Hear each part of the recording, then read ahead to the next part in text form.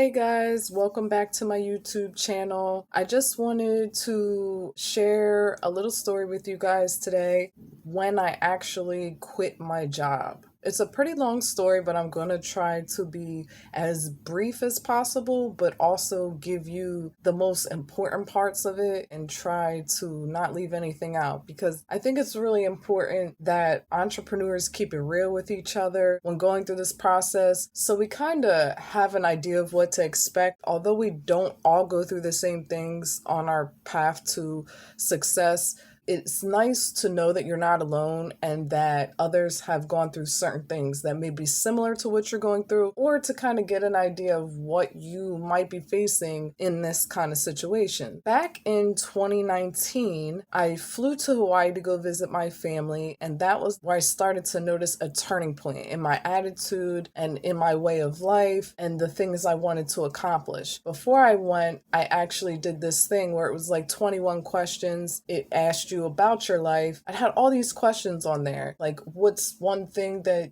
you've accomplished? What's one thing you're proud of? All these things. I found myself just sitting in front of these questions with no answers. That's when I really realized that there was something wrong, or I thought there was something wrong within my life because I felt like I hadn't done anything. I hadn't accomplished anything. I wasn't proud of myself in any way. Sitting down trying to write those questions and having a hard time coming up with the answers, it really made me want to dig deeper into myself. I did the best I could within the 21 questions, answering, the certain ones that pertain to me that I felt I was able to answer. And the rest of the ones I just left blank. And there was a lot of them. I took that book with me. I went to Hawaii. For me, this was a big thing. I've never been on the plane that long in my life. I've never flown by myself. My uncle asked me to come out and I didn't even think twice about it. With all those things and all those fears, I just felt like this was a once in a lifetime opportunity to see Hawaii and also see my family, rebuild connections with my family, just get some time away from where I was currently at and just get some peace of mind because I wasn't happy at all in my current job. My last video I did, I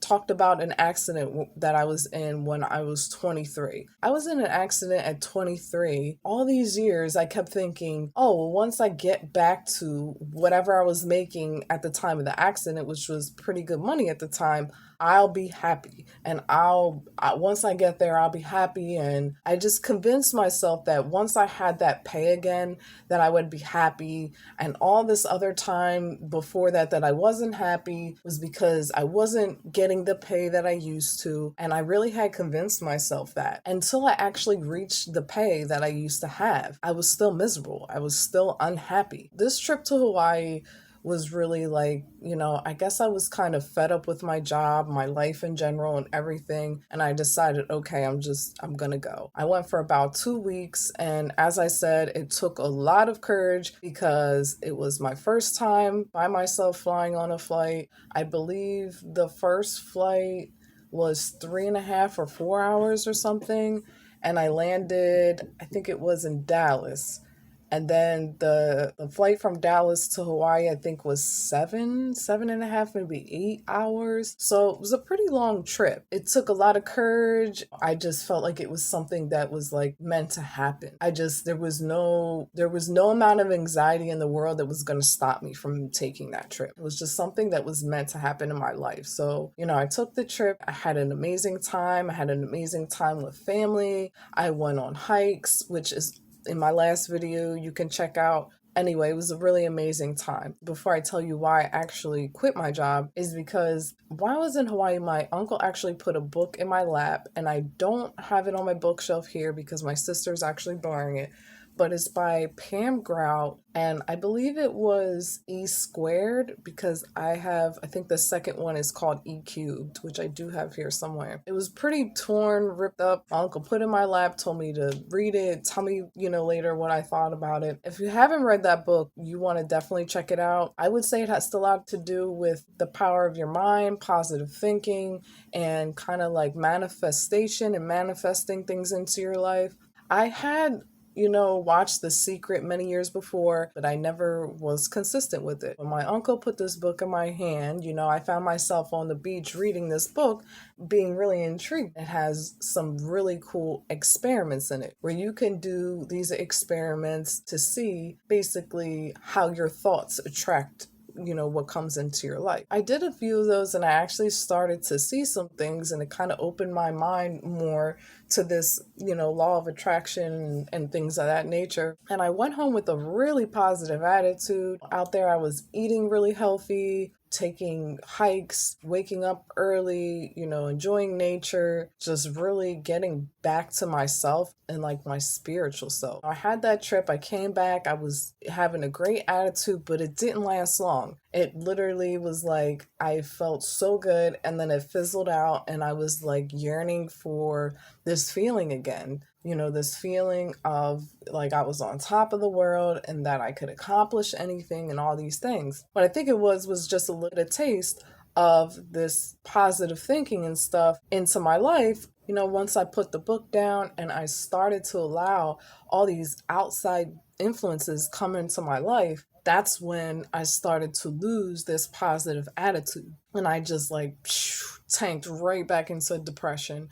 I kept trying to remind myself, like, you just went to Hawaii. Like, how can you be depressed? You just had time with your family. You just had a beautiful experience that a lot of people, dream of. But for some reason, I just found myself very depressed and just unhappy, dissatisfied with my life and where I was.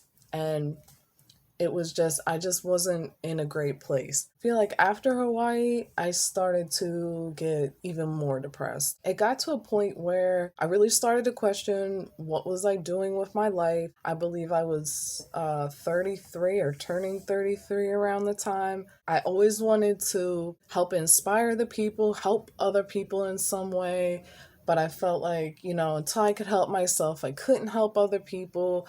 I just been struggling with this, trying to build my YouTube channel, trying to build Dreamstormers, which is an idea of helping every person reach their goal and their dream. I was just trying to do some things like on the side along my job. I was doing affirmations every day to try to stay in a positive mindset. I was consistent, and then I would fall off, and then I was consistent, and then I would fall off. It was like a back and forth thing. But I can say that I was very consistent with the affirmations at the time, but I just still found that I was just unhappy with the job. I'm writing that, I'm living the life of my dreams, but every day I'm still going to this job that I hate. I was still very unhappy. I felt like, my reality wasn't meeting what I was writing, but at the same time, I still had faith and I was just trying to stay positive about this future.